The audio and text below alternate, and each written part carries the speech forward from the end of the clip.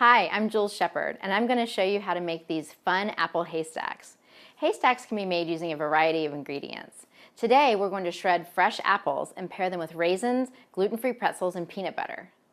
Preheat your oven to 350 degrees Fahrenheit and prepare a baking sheet by lining it with parchment paper. I've just washed one large apple and cut it into thin strips with the peel still attached. Place these apple strips into a bowl filled with cold water and 1 tablespoon lemon juice to keep them from browning.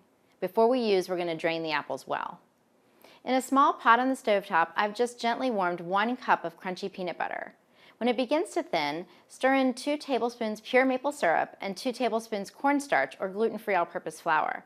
I'm using a special gluten-free all-purpose flour. If you're baking gluten-free, be sure to select one without any bean flours in it to throw off the taste. Continue by stirring in 1/2 cup gluten-free or regular pretzel sticks. Add 1/4 cup raisins and those drained apple strips.